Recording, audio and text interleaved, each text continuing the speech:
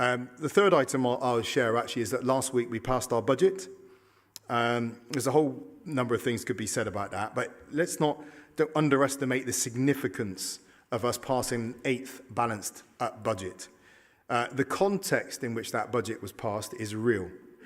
And it's this, and this was a report from the Local Government Information Unit. 90% of residents nationwide will pay more in council tax and fees, and nearly 70% will see reduced services. More than half of senior council leaders warn their councils are likely to go bust during the next Parliament. And there was a report I read today said that 1 in 10 councils are very serious about the threat of going bust in the next year alone. 9 in 10 plan to increase fees in areas such as parking and environmental waste, at the same proportion plan to raise council tax, with 1/5 continuing to sell publicly owned assets. The LGRU Chief Executive, Jonathan Carr-West, said that their report into local government finance for the first time demonstrates how widespread council's desperate funding situation is. That there is a structural funding issue is now impossible to deny.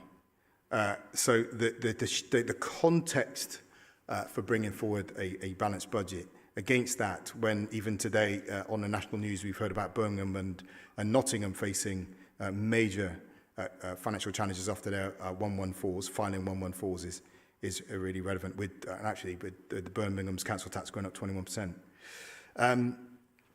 But on that as well as the context, I want to talk about how we handled it here.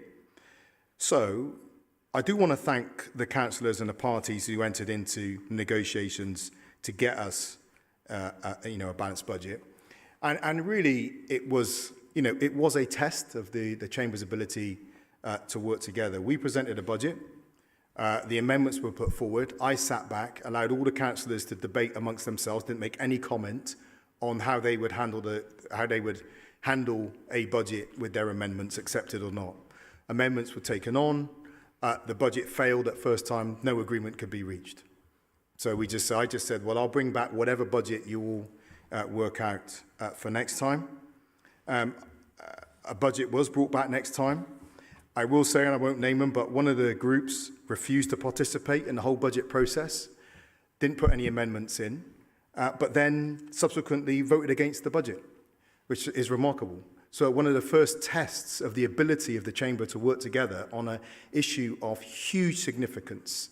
One of the groups that has been most vocal in collaborative working just refused to participate in the discussions of the council's budget and then voted against that budget, which, if we don't pass a balanced budget, we end up in all sorts of financial and legal problems as an authority. And it has massive consequences, not just for the council, but for our wider city partners as well. So that's something that needs to be worked on if the collaborative future that we've been promised is going to come about.